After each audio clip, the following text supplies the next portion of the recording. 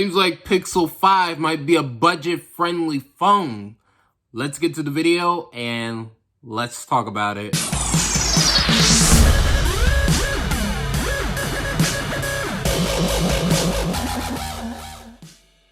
What's up, everybody? It is your boy, Levon Cason, back at it again with another video.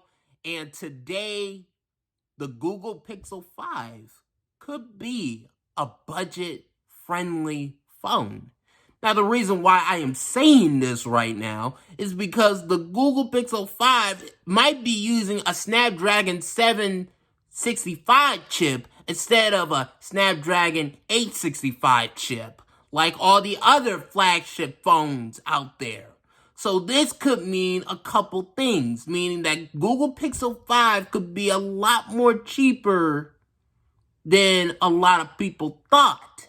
But this is all true, then that means that Google has finally learned their place in the smartphone industry. Good job, Google. Good job for finally recognizing your place, because you're not flagship material, Google, as far as your phones go. They're not flagship material. I'm sorry.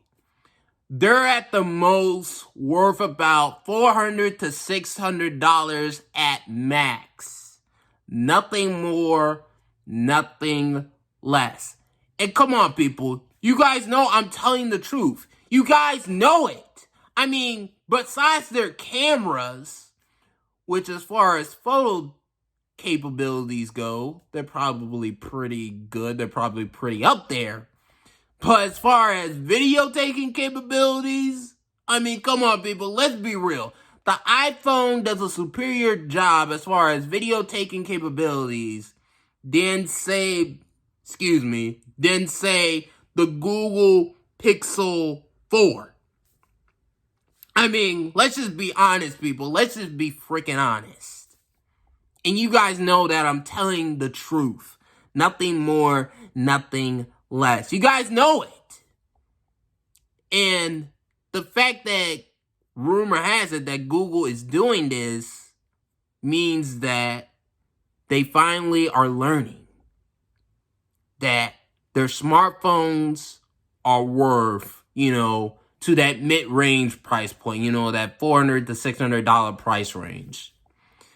And that's good for Google, because I can see them making more of a profit, more of a sale on that front than, say, going all out flagship material with, say, if the Google Pixel 5 had a Snapdragon 865 chip, because let's be real, there would have been more newer Snapdragon processors that have came out by the time that the Google Pixel 5 have came out with the Snapdragon 865 chip, meaning that there could have been a Snapdragon 865 Plus.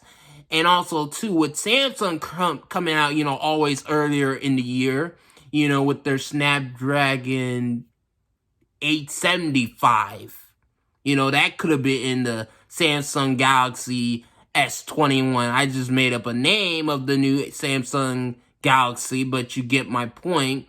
By the time that Google Pixel phones comes out with the Snapdragon 865, say if they were to, they would have been already pretty much outdated. I mean, that's just me being real. Nothing more, nothing less. Now, I've said enough in this video, but what do you guys think of Google Pixel 5 being more budget friendly? Let me know in the comment section below of this video.